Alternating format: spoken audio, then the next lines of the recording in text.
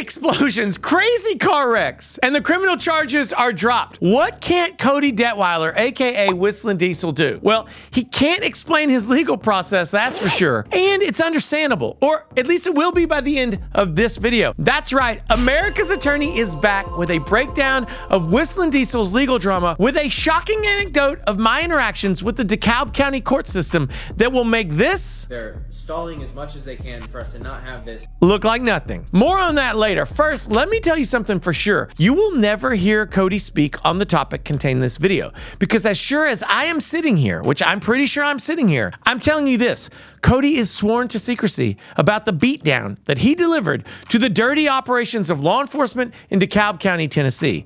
He can't speak on it. And now, thanks to me, he doesn't need to. I got it figured out. So we need to break down exactly what Whistlin Diesel's charges were and how he got them dismissed. Now, for anyone who's not up to date on the jet ski situation, here's a quick rundown. On a beautiful sunny day in May of 2022, Cody and his buddies were enjoying a day on the lake. You guys know the vibes. Sun on your face, wind in your, hair. While Detweiler and his friends were riding around on their jet skis, they were approached by a Tennessee Wildlife Resources Agency officer and accused of violating multiple boating laws. The first offense that Detweiler was charged with was violating safe operating requirements, which is Tennessee Code Section 699-504. This is what you know as the splashing violation. Cody was actually accused of violating subsection 6 of this law, which prohibits jumping the wake of another vessel within 100 feet of that vessel. But you cannot understand that subsection correctly without first reading the initial provision of that law, which says a personal watercraft shall at all times be operated on the waters of Tennessee in a reasonable and prudent manner. Maneuvers that endanger life, limb, or property, or create a public nuisance shall constitute reckless operation of a vessel as defined in section 69.9.216a and shall be punished upon conviction as provided in section 69.9.219. Meaning that if the boating maneuvers or tricks that Cody and his partner in crime were accused of doing did not endanger each other, then they almost were certainly not in violation of this statute, even if, and actually this is a big if, they were jumping each other's wakes within 100 feet of each other's vessels. Because without endangerment, the specifically enumerated categories of objectionable conduct do not come into play. But it gets way, way worse than that, because the person who blew the whistle on Whistlin Diesel was an off-duty cop who was apparently about a half a mile away when he attempted to serve and protect the public by making sure that Cody and his buddies couldn't have any fun. Serve and protect my... But believe it or not, it gets way, way worse than that, because when the officer came to court, at least according to Cody, he told the judge that the jet skis were with 150 feet of each other. When, and Cody has told you this, and I've told you this, the limit is 100 feet. The whole thing is just fishy, but there's a reason, which I'm gonna explain in just a bit. The second offense that Cody and his buddy were charged with violating was the boater operator education requirements found at Tennessee Code Section 69.9.225. This is essentially the boating safety course that's required in Tennessee before you can have fun on the water. And Cody admittedly had not taken that course and was also admittedly having a lot of fun. But unlike the wake jumping, which can somehow and in some ridiculous way subject the criminal to 1 year of hard time, I'm not joking, violation of the education class is different. The law says a violation of the provisions of this section is a Class C misdemeanor punished by a fine only. And guess how much the fine is? It's just $50. And for someone who's having stuff like this happen all the time,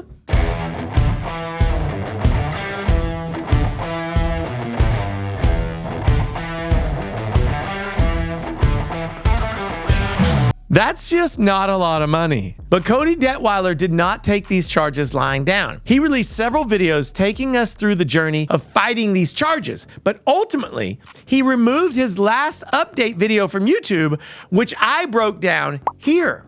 Now, the last update that we, the fans, get about his legal troubles is this 12-second clip at the end of one of his latest videos. I'll play it now. I wanted to let everybody know that as of this week, I'm no longer in a legal battle with the DeKalb County Courthouse over the jet ski incident. I made lots of videos on this throughout the year, and it was quite like a big deal. I wanted to let everybody know that it was resolved in a favorable way and that I did not give up any rights for that. Now, I want to approach this statement in two ways. First, let's break down what he says and how he says it.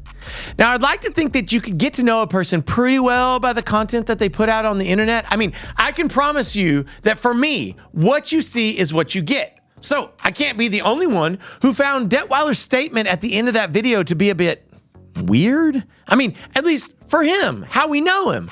For a guy who puts the wildest and weirdest and craziest things in his videos, this 12-second tag at the end of the Hellcat video was maybe one of the weirdest of all. Cody's language seems coached, right? Or limited. Now, in the past, he attacked the prosecutor thinking it would get the charges dismissed, but it didn't. His rants and the public pressure certainly did help in the future negotiations, I'm sure of it.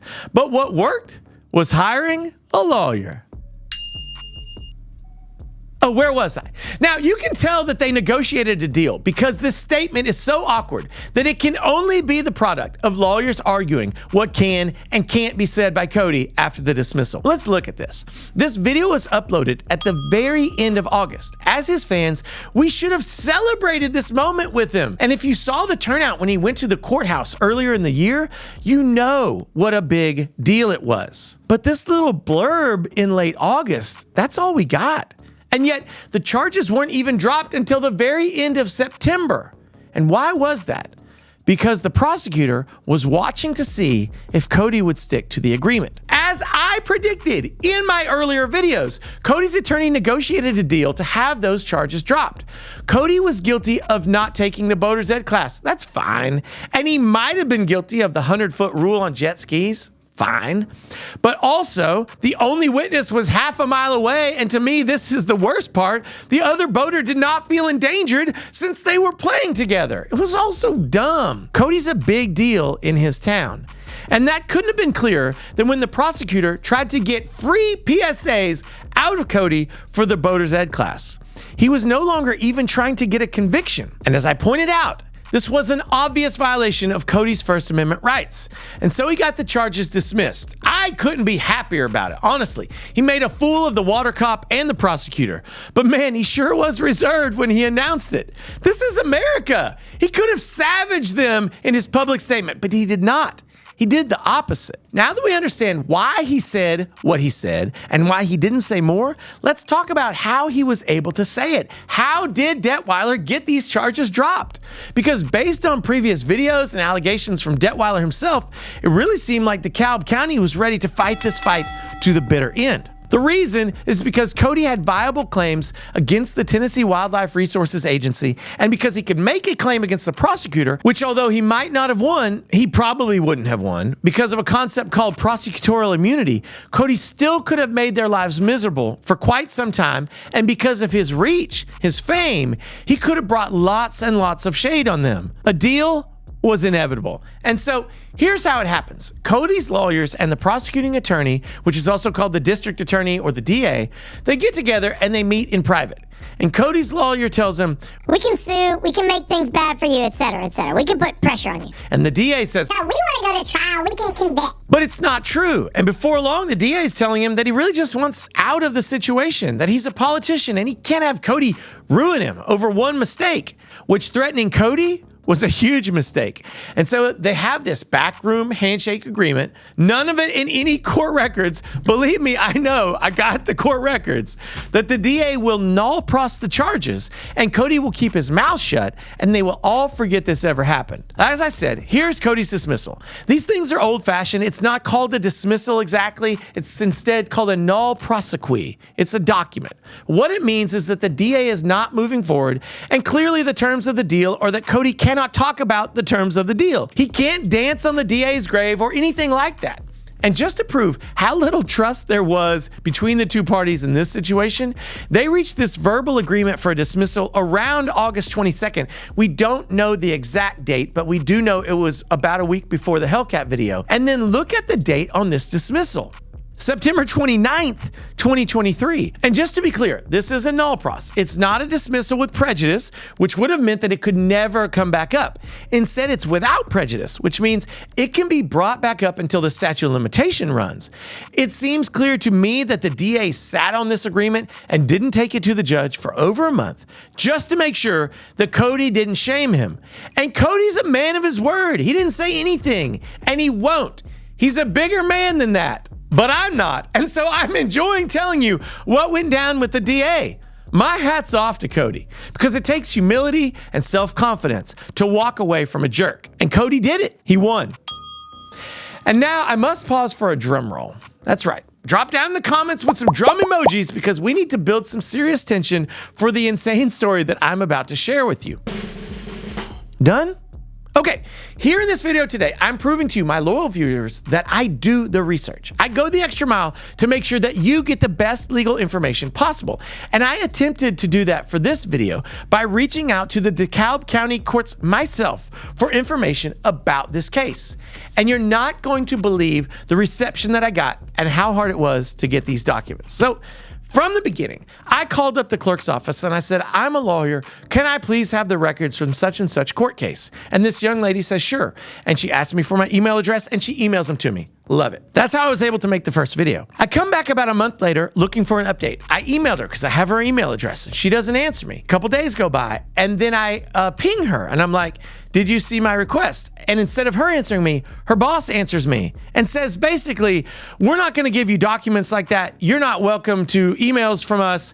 If you want paperwork, you need to come to the courthouse. Well, it's over 500 miles away. So I'm like, you know what? Oh, well, the way it is among lawyers is that we like to help each other. So I pull up Google and I look up all the law firms in this little town of Smithfield, Tennessee. And there's several of them, and they're all really close to the courthouse. I just start calling them.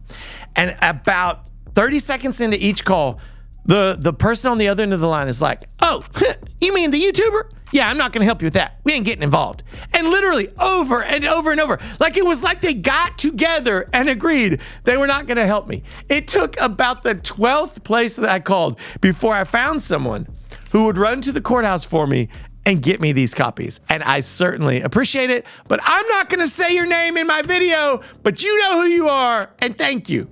So now you have it, folks. Whistlin Diesel was definitely not exaggerating his claims when he said that DeKalb County courts attempted to stall the release of information. At least personally, my experience definitely seems to uphold his allegations. But what do you think? I want your pro se opinion down below in the comments. Get down there. Do you believe DeKalb County was attempting to hide information from the public?